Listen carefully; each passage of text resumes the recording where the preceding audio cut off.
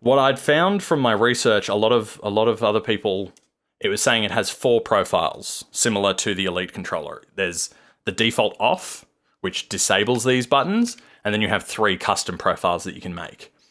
What I actually discovered yesterday when I was fiddling around with the app is that it has many more than that.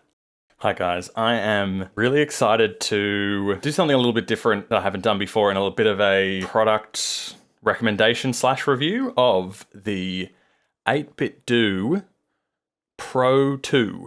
It's a new controller I got last week. I'm gonna put it away for a little bit, but first I wanted to start with how I first got acquainted with 8bitdo and how I discovered them.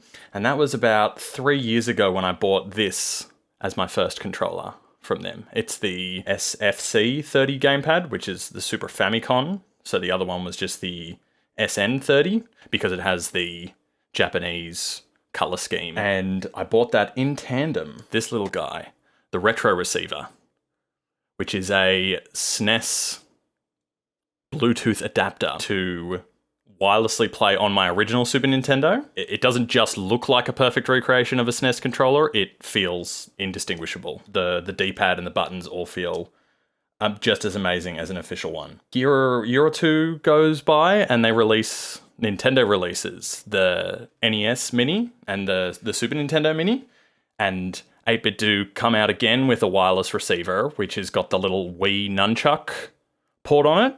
So now I can use the same gamepad with my SNES Mini, which is awesome. And then I also picked up the official Nintendo wireless SNES controller for Switch. So you can see for a comparison, they look so much alike, even down to the 8bitdo logo.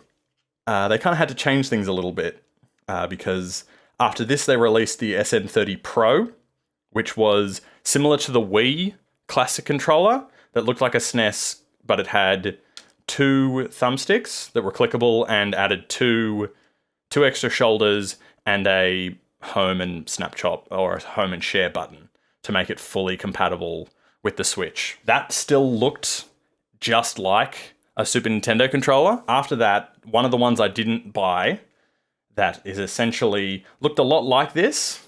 Oh, there it is again.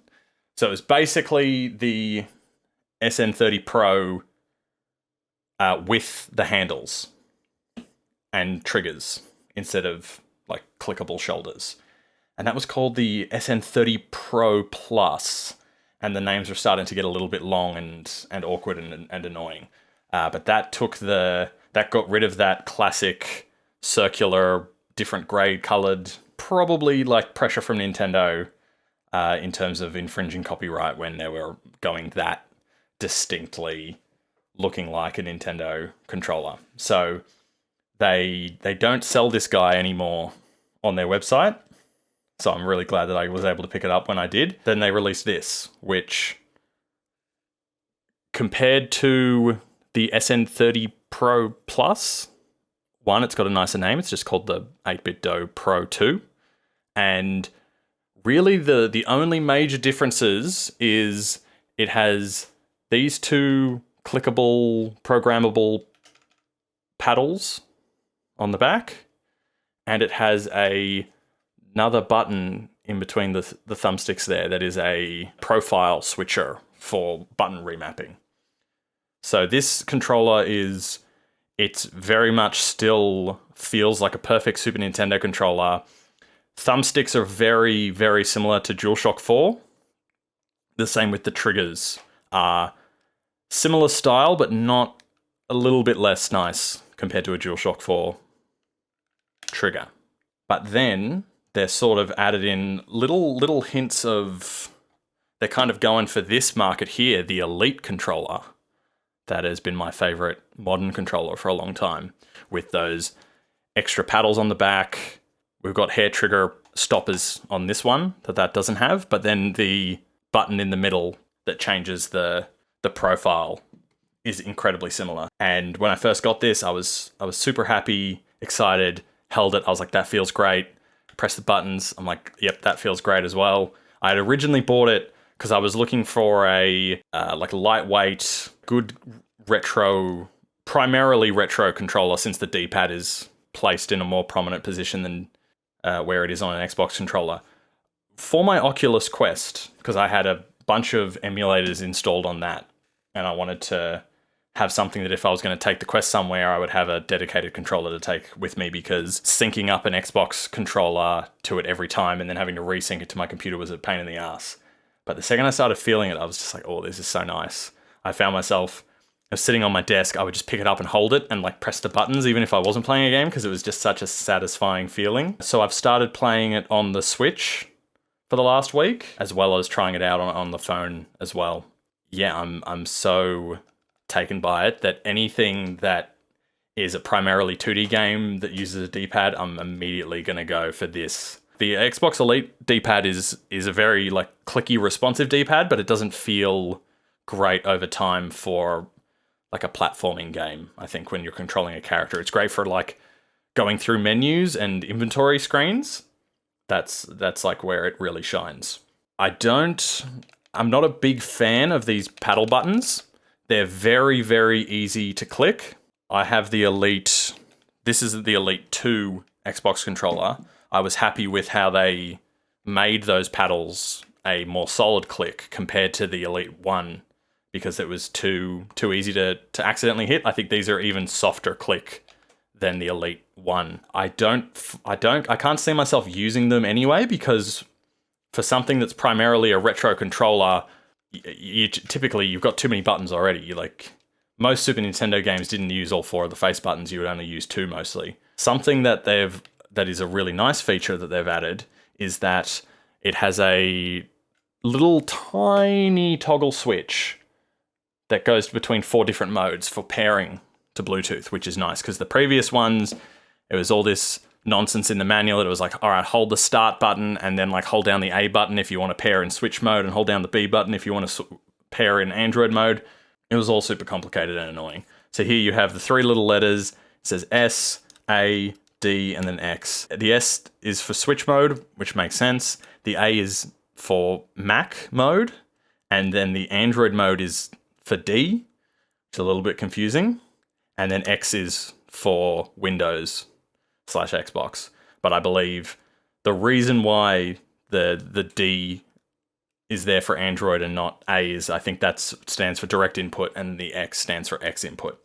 And it makes it a lot easier just flicking to that switch, pressing start, and then you'll sync and to the correct console that you're trying to sync to. You can't wake the Switch up from sleep by turning the controller on, but it will remember every different device you're connected to, so you don't have to, with a Bluetooth controller, have it sync to your phone and then have to resync it to your Switch, and then it forgets the phone and then you have to resync it to the phone.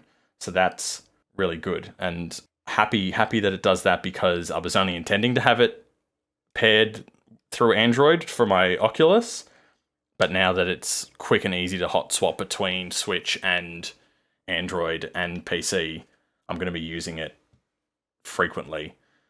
There's also, in terms of this being like a Pro controller or an Elite controller competitor to the Xbox controller, there is an Android app that 8bitdo have on the Android App Store and the iPhone App Store, which is called Ultimate Software, and it's got it's like a little pixelated heart logo, which is the same as what's on this like home button there.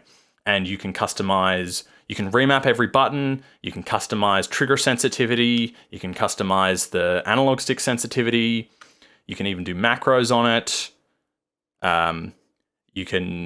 This little share button that's a star, that you can use that to enable turbo button presses, even if it's without the app. You can do that on the fly, enabling and disabling it. So I was clicking this little profile button and I was like, none of the lights are flashing up. I guess I have to make profiles before they'll show up at all. So what I'd found from my research, a lot of other people, it was saying it has 4 profiles, similar to the Elite controller. There's the default off, which disables these buttons, and then you have 3 custom profiles that you can make. What I actually discovered yesterday when I was fiddling around with the app is that it has many more than that. There's actually 3 profiles per different Bluetooth pairing mode. So I'd synced it through Android, set up 3 remapped profiles to test out with and see how it worked. And then when I was playing it on my Switch, I was pressing the button to switch cycle profiles and they weren't lighting up. And I was like, oh, that's weird. And then I realized that if I connect to that app in Switch mode, I can save 3 different profiles to the controller in Switch mode, and then also a different 3 profiles in Android mode. So you essentially have 12 different programmable profiles plus the 1 default, everything vanilla, no extra buttons. Just, I don't know why they're not advertising that as a feature when they only say 3 or 4 at most.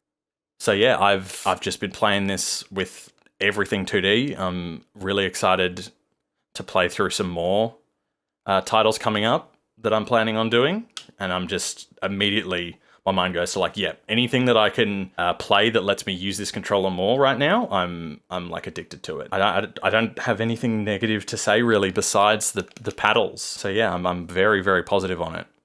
It also comes with, similar to in Xbox fashion, openable thing, but it comes with a rechargeable battery in the box that is optional. You can take out and use AA batteries. So that option is there like in Xbox controllers, but it actually comes with a rechargeable battery by default.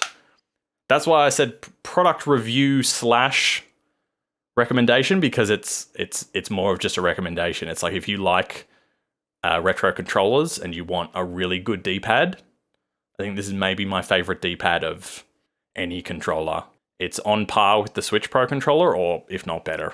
It's a little bit up to preference, but yeah, if you're looking for something with Mario Maker or anything like that, this is just, I think, the best option out there. It's not super cheap compared to some of the like third-party Bluetooth controllers, but 8bitdo are the only company, in my opinion, that make third-party controllers that are on the build quality level of a first-party controller.